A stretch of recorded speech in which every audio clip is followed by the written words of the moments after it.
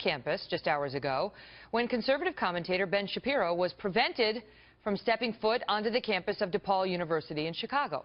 Shapiro was invited by DePaul's Young Americans for Freedom chapter, attempting to defy a ban instituted against him in August, when the university said Shapiro was not welcome to speak on campus due to security concerns, allegedly. Here's how it unfolded. The bottom line is it's private property, okay? That proper procedures weren't followed, and you're not going to be allowed. So am I to understand that if I take 3 steps forward, you will attempt to have me arrested? If you create a problem and you will not, leave the campus, yes. Okay, so just to be clear, if I attempt to enter that hall right there and sit down just to listen to somebody speak, or if I attempt to ask a question or to engage in free speech, you will have me arrested. At this point, yes, sir. I'm also glad that in a city, I mean, clearly you have great security. I'm glad in a city that has some 4,000 shootings to this date, you have 30 members of security just for a 5'9", 165 Jewish guy. Wow. Joining me now in a Kelly File exclusive, Ben Shapiro, editor-in-chief of the Daily Wire. Here we go again, Ben. Here we go again. It's incredible how, time after time, these college campuses won't even let you speak because you get shouted down by intolerant people when you try to go, and then they say it's a security concern.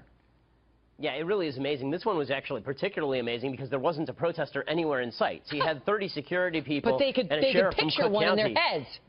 Right, exactly. So they'd actually internalized the rioters so well that now they could actually reflect them back out to the world. They're tolerant of anything except somebody actually giving a speech on the topic of free speech. That is the actual topic of speech that I was say that again. Say that again. The speech that I was giving was about free speech, and they are tolerant enough to ban it.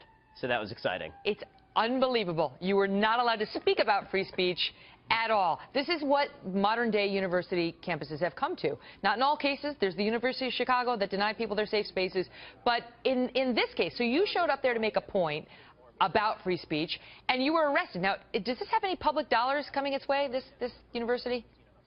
I don't know. It's a private university, which is why I didn't actually just attempt to walk right past security. If it's a public university, then I would have done so under my First Amendment rights. It's a private university. So once they'd made clear that I would be arrested if I took 2 steps forward, then what I did instead is Christina Hoff Sommers, who joined me at this lecture, she actually Skyped me into the lecture hall, and then we told everybody in the lecture hall to get up and walk out, and we all walked over to a theater that was about 3 blocks away and did the event anyway.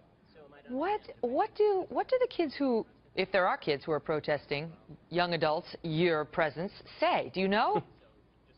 Well, I think that they're just offended by anybody who has a differing point of view. I'm speaking tomorrow at University of Wisconsin at Madison, and one of the key reasons that they're protesting me, apparently the big protests are planned, is because I'm pro-Trump, which is weird since I wasn't. So they're just making things up. Yeah, exactly. Right, exactly. And then they will let controversial figures from the left come and speak. It's just not somebody who's got strong views from the right. We've seen it so many times. Ben, good for you for trying. Thanks for being here.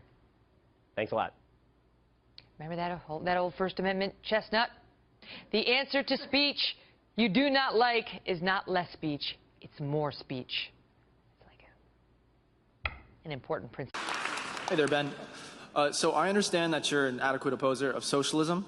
My question to you is about socialist ideas that have worked in the past, such as Social Security or Medicare. I understand Social Security is a mess right now, but it has helped millions of Americans in the past. So do you think that we should banish socialist ideas in general in the United States, or limit it to something like and the reason I say that is because so what socialism basically does is it takes the resources of a given society and it freezes them there, and then it redistributes them.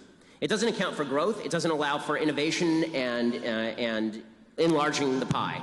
Socialism basically says, however much money is in the economy, it's unfair how it's distributed, take it, redistribute it, that's the end of it. The problem is once you do that, you get rid of the incentive to innovate and to build new things and create new services. So, of course it's true that if there are 5 of us in a room and I have $5 and nobody else has any money and I just give each person $1, then everybody in the room is better off except for me. That's true, but I now have no incentive to go out and make $5 more because you're all just going to take the money. This is true of Social Security also. So Social Security has actually created an enormous downside for society now. So in the short term, it's great, right? You take a bunch of money that doesn't belong to you, you give it to a bunch of old people, they're happy. It didn't cost you that much money because it's the baby boom and there are a lot of people who are young and there are not that many people who are old. Then the baby boomers get old and now we're all screwed, right? People who are our age are never going to see our Social Security money. It's gone. We're never seeing it again. Kiss it goodbye, right? So, so one problem is that older people did not have an incentive to save. So the savings rate actually went down after Social Security because you may as well spend your money. Somebody else is going to pay for you when you're old. The second thing that happened is people stopped having kids as much. It actually had a market impact. Jonathan V. Lass at Weekly Standard has a very good book about this. It actually had a market impact on birth rates. Because one of the reasons to have a kid, not to be cynical about this, but it's true, is that historically, when you get old, who takes care of you?